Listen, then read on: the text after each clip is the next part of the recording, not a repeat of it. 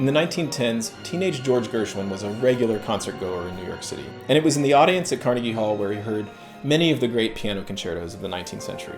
Between 1920 and 1923, in the years leading up to the composition of Rhapsody in Blue, Rachmaninoff's second and third piano concertos were each performed on 8 separate occasions in Carnegie Hall, most of them with the composer at the piano. And George wasn't some passive concert goer, but cultivated a habit of intensive listening. He would later write, "I've gone to concerts and listened so earnestly that I became saturated with the music. Then I went home and listened in memory. I sat at the piano and repeated the motifs." Some of those motifs may have come from Edvard Grieg's piano concerto, a staple of symphony orchestra programs to this day. Pianist-composer Percy Grainger, a Gershwin and Grieg enthusiast and a friend to both, wrote that the main theme of Gershwin's Rhapsody in Blue is obviously derived from the theme with which Grieg closes his piano concerto. In both, a pair of triplets move from the flat 7th to the 5th by way of the 6th, while the chords below, in both cases, display the clash of a sharp 7th.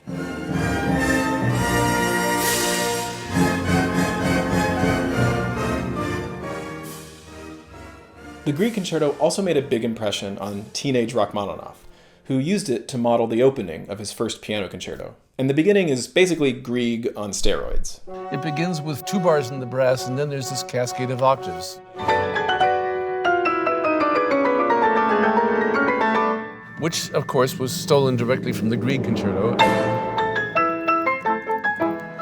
But stolen, influenced. I mean, here's one great composer taking his hat off to another.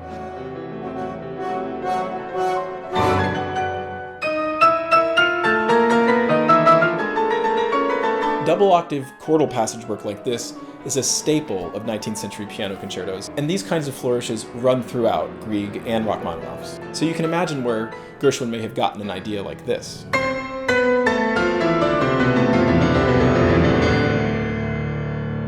And yet, the influence ran in both directions. Gershwin biographer Howard Pollack writes that Rachmaninoff assiduously attended Gershwin's performances. That includes the 1924 premiere, plus another performance of it a decade later, just a few months before Rachmaninoff would compose his own Rhapsody, this one on a theme of Paganini, which includes this moment. If you were listening carefully, those were the same exact notes that Gershwin used, just going up instead of down.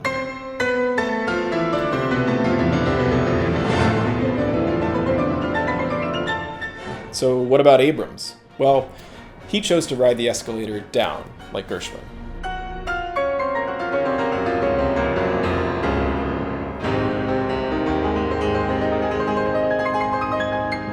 By the end of the 19th century, the piano concerto had ascended to a genre akin to an action movie, with the soloist playing the role of the heroic protagonist.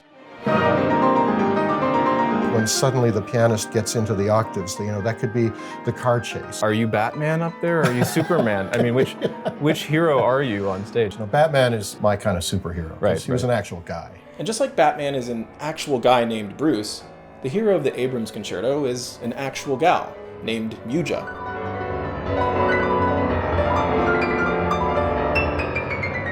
And just like superheroes have origin stories, so do piano concertos. Most famously, Rachmaninoff was inspired to write his second piano concerto after being hypnotized every day for 3 months by psychiatrist Nikolai Dahl, curing the extreme writer's block Rachmaninoff experienced after the premiere of his first symphony totally bombed.